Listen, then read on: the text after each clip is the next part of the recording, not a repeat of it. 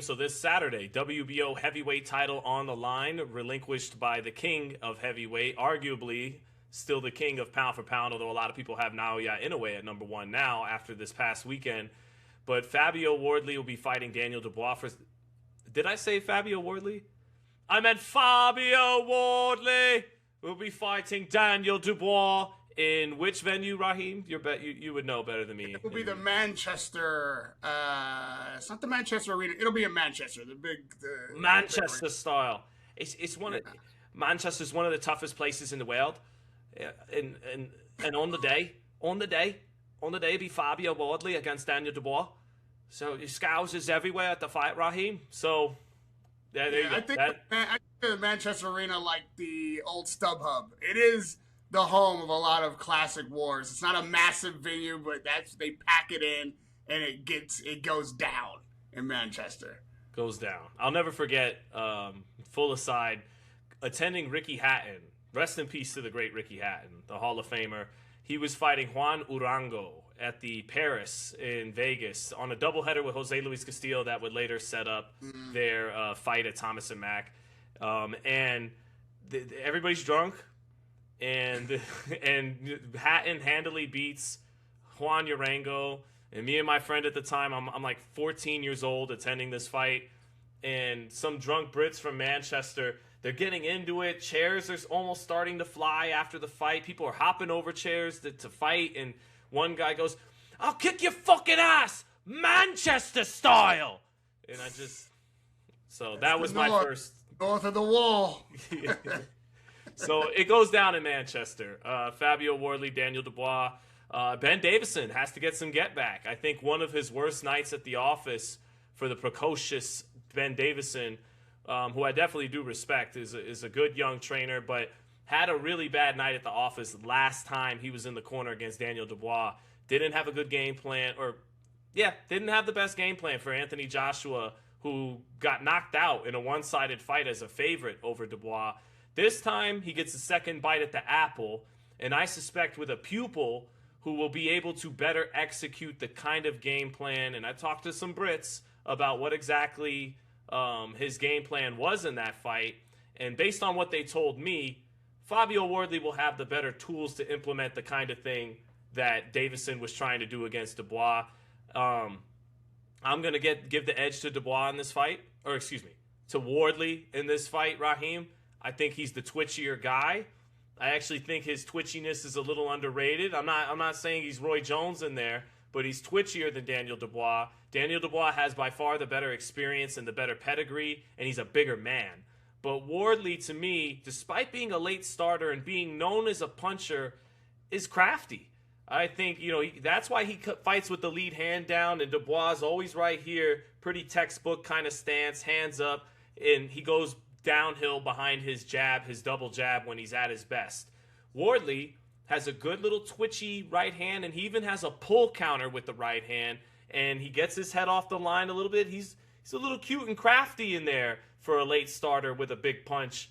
And I think, Dubois has been stopped a few times, although increasingly in today's boxing, I'm noticing that doesn't matter. I just saw Jaime Munguia a couple fights after getting knocked out by Bruno Saras find the fountain of youth and look better than ever.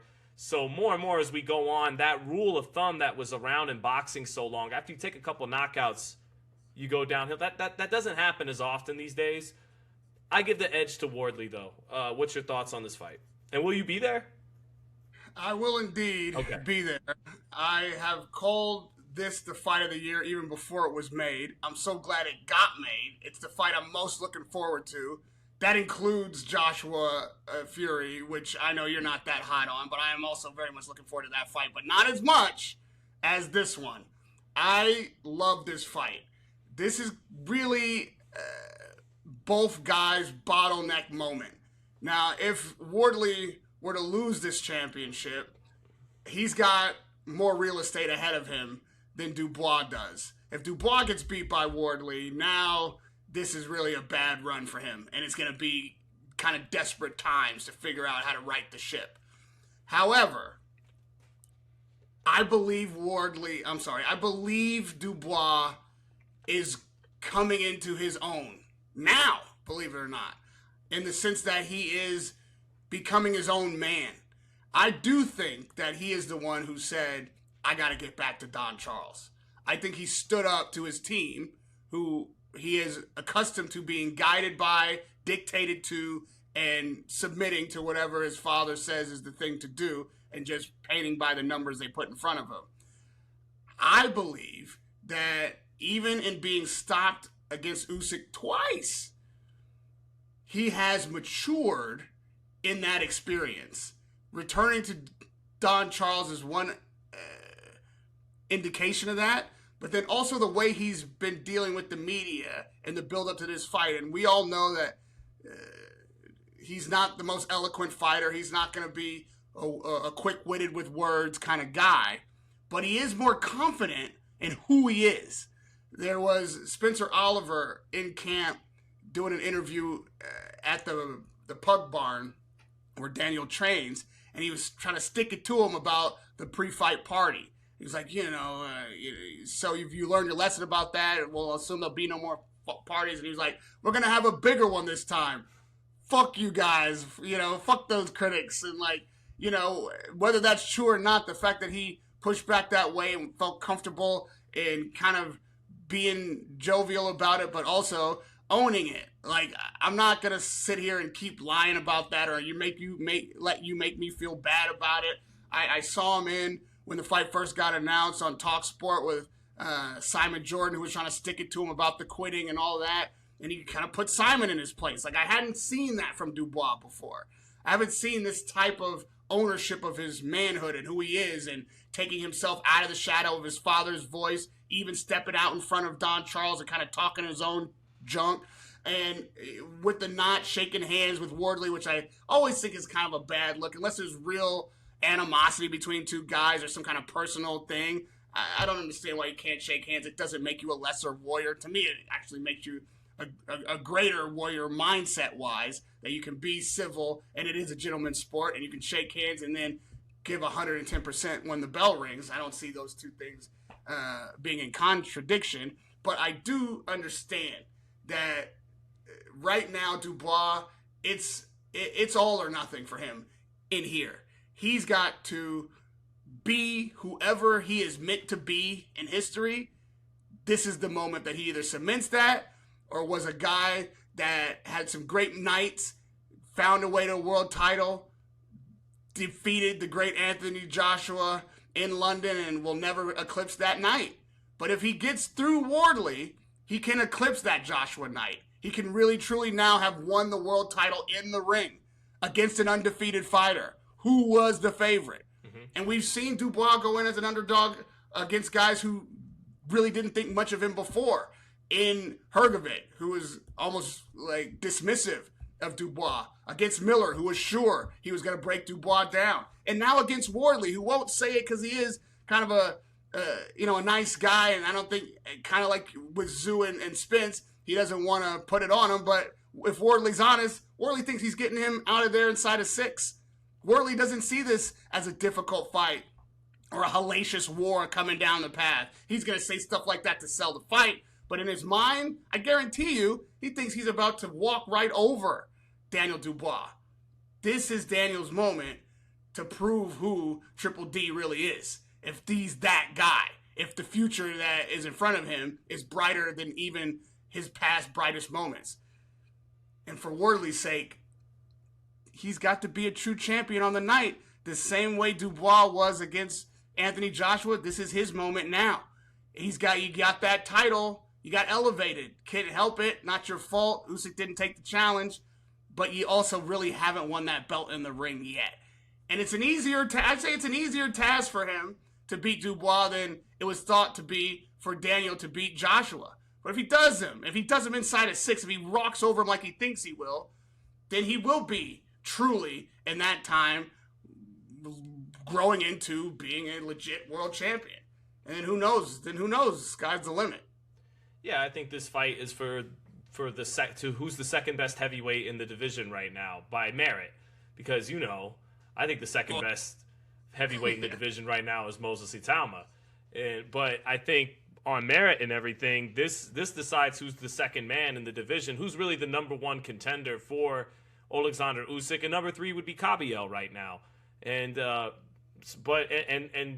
Wardley cannot let imposter syndrome strike at the worst hour in this fight. He can't have any thoughts in his subconscious of, I started around 20 years old. This guy has actually been boxing since he was a kid. He was a better amateur than me. He's actually got probably better fundamentals than me. I got a deeper bag than him if you watch the tape. That's why I dropped the lead hand and I could pull counter a little bit and get cute. But this guy's really done it against the best of the best. And this isn't, in terms of punching power and strength, this isn't Joe Parker. And sometimes when Wardley does his shoulder roll or Philly shell or whatever people want to call it now, he takes shots on the shoulders, on the side, on the top of the head. And against a guy of Parker's punching power, he was able to weather those times. Against Dubois, taking those kind of shots in those areas, you might not be able to. You probably won't be able to if it's getting home consistently like it did in the Parker fight. So looks like it. The pedigree, if that's the word of the day, thanks to Errol Spence, is on Dubois' side. 100%. We're excited about Wardley because he keeps getting these late stoppages. They're knockouts, so we get out of our chair, and it's the pinnacle of excitement. He's the guy that's a white-collar fighter, no amateur history, no way he should ever be able to become heavyweight champion of any version of the belt, coming from where he came from. He has all the steam behind him. Again, he's undefeated. He's on a roll, all the things. And when you feel that, it's hard to pick against a guy who's never seen lose, and as they say, doesn't know how to lose yet. I believe the guy who has tasted defeat, who's been on the roller coaster at the peak and at the bottom, where you're being called a quitter, where you're being called a crybaby, where you're being called dumb, where people say you don't have the ring intelligence to fight at the top levels. To come back from that, to humble yourself and go back to your trainer, to step in right out of a knockout stoppage, a dominating defeat, right to Wardley and demand that fight. And I know that Dubois demanded that fight. This is evidence to me that he is a true champion. You are looking at a former champion facing a newly crowned champion. You're looking at a guy who's been through it in boxing and been boxing since he could walk, in a family where, like Joe Jackson style, the father has raised not only a heavyweight champion in the male divisions, but a female heavyweight champion who's actually now, she's going out on her own from under her father's guise, but he still gets credit for that. Never before have we had two WBC brother and sister world champions at the same time. Lightweight champion. Caroline's a lightweight, but no. I think you said heavyweight. I meant, world champions, I should say. Yeah. Exactly. At the same time ever. So he comes from a fighting family. He's got a young brother who's already in the gym being trained by his father, looking good. I seen the kid. He's got talent. Like, there's something in the genes there, and there's definitely something in the household. Whatever criticism you want to give to the father, he's raising champions. This, to me, on paper, really should be Dubois' fight. There's not a lot of argument to be made for Wardley when you take the emotion of the momentum out of it, or unless you question Dubois' heart and his ability to stay in when it gets tough. But he's only taken that knee with a severe injury, which the orbital bone is, and against a superior fighter who's beaten the best that Britain has to offer, all twice to the name. So a fight I don't think he could win at his best. This should be his fight. And we got to remember that there's two matchups happening. One, I would say, more of a grudge match than the other. That Davidson-Charles matchup is a real one. Those guys want to beat each other. Those guys want to best each other. Don Charles is up. And Davidson's fully aware of that. Don Charles is the pedigree trainer. Don Charles is the long tooth, been in the game forever, old hat, guy who still has something to prove, who almost got Dubois to the undisputed, who people thought might never have a world champion because of all the years he toiled with Ward Chisora. And Davidson is the young hot shot. He's the guy who, some people we'll say he was given too much credit ahead of time, who's maybe not deserving of being the sought after trainer who gets everybody, and Don Charles is in the wings. Like, I deserve that kind of credit, that kind of notability. I deserve the kind of accolades that people want to bestow on Davidson, and he wants to beat Davidson to prove it. This is a strategy fight. This is a can you keep your guy in Daniel Dubois' head in the game? If it does get tough in there, can you finally this time, when it gets when the odds are surmountable, get him over the finish line and keep him on his feet and make him fight through that tough spot? We saw it with Hrgovic particularly, and Don was able to snap him back in. But unlike Hrgovic, Wardley's never going to stop coming. You're going to have to stay in there in the 12th. I don't think you're going to start fighting downhill on Wardley. He's proven that. So that's a big order for Don, to prove that he is the guy that you should have went back to, that he can get you over the finish line in those tight moments. And for Davidson to say, I have arrived. I am a kingmaker. I can do this for real, the way they say I can. Yeah. It's a late bloomer against a guy who, with all the pedigree you mentioned, is more of a thoroughbred. But I actually think Wardley can allow Dubois to go downhill in spots in this fight, and the big reason I'm picking him to win this fight, and to your point about he's the one who's been down and out, and he got the pep talk from Usyk. Daniel, you can be champion. It's okay, and all that. He did that already, though. Can he do it again? Can he summon that all over again? He's done that already. Like, that arc already played itself out. Maybe he could do it all over again. And if he does, that's a great story for him. But one reason I think Ben Davison does get redemption in this fight, because of what Wardley can do, I think Dubois could even potentially get downhill and still walk into a shot and get knocked out, like what happened with Usyk. And Wardley's not Usyk, but he has quicker hands. He has a little bit more defensive looks. His head is off the line more than Dubois, whose head is almost always on the line, and with that just fundamental, more textbook stance. So add all that up, even I favor Wardley to win the fight. Wouldn't be shocked if Dubois wins, but I think Wardley has the power and the quickness advantage to hit him real clean with something, maybe the right hand. He's got a good uppercut, too. He had a good uppercut that he hurt Joe Parker with. If he was able to find a more slick fighter in Joe Parker, not as powerful, but more, if you're able to find him with some really hard right hands in that fight, I think he could find Dubois. Dubois will be easier to find. He'll be having more heat coming his way. So we'll see. It should be a good fight. I'm going to favor Fabio Wardley to get it done and Ben Davison to get his get back. I'll just say this. Short of being hurt, like having your orbital bone busted, Dubois doesn't stay down because he's hurt. Or I should say injured. In the Joyce fight, he was injured. In both Usyk's fight, I don't believe he stayed down because he was injured or even that hurt. He was in the first one, not the second one. Second one, he was laid out, basically. But in the first he was laid out, but he still was on the one knee. He could have gotten up. He chose not to continue because he was frustrated, because he didn't see a path to victory. I think Hrgovic busted him up more. I think Jarrell Miller was more of a war of attrition. If he continues to believe he can win throughout the fight, you're not putting Dubois down. It's not like he can't take a shot. He ain't chinny. He is a narrow, blindedly focused horse. He's gotta stay on track. And Don Charles can train him to win a race if he stays in the lines. When the lines start to blur and he doesn't know which way to go, that's when he takes the knee. That's when you finish him.